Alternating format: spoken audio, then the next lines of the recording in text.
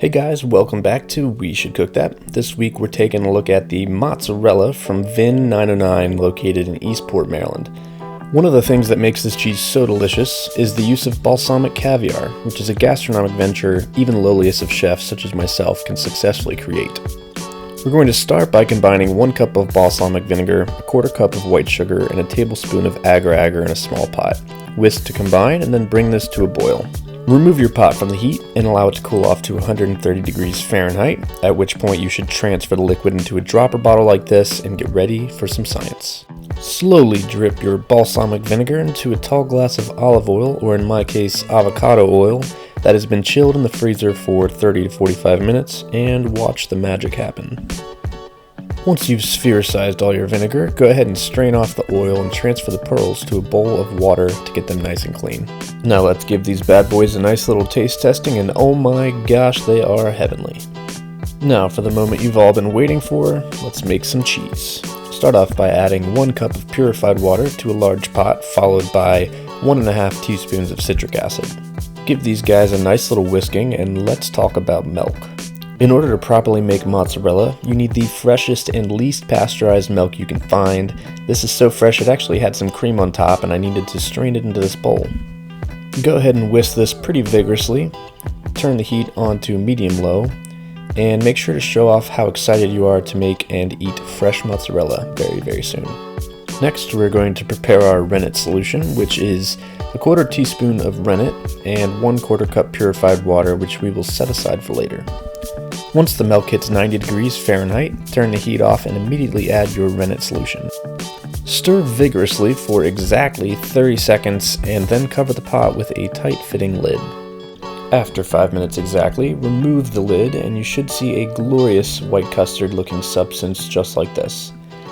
Give her the old finger break test, and as long as it's a clean break, you should be good to go. Whip out a large sharp knife like this one, and we're going to cut 1-inch cubes all the way to the bottom of the pot. Now turn the heat back on to medium-low and use a ladle or spoon or whatever the heck you want, and very slowly stir the curds, trying your very best not to break them too much.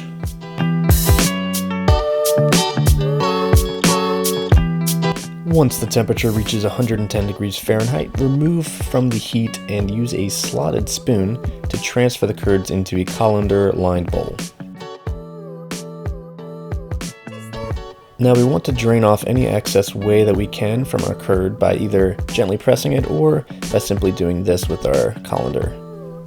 Next, we are going to transfer our curd into a bowl, which we are going to cover with not quite boiling water.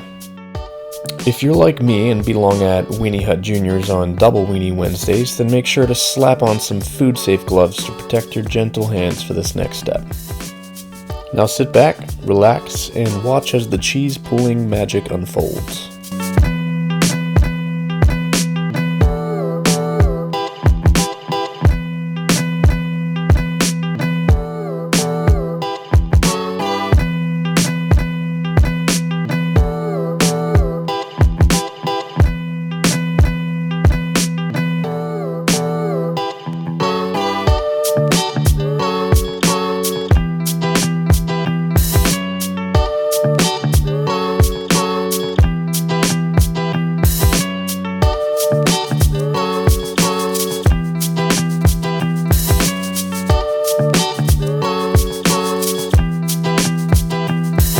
Now all that's left is to dress our mozzarella with the appropriate accoutrement.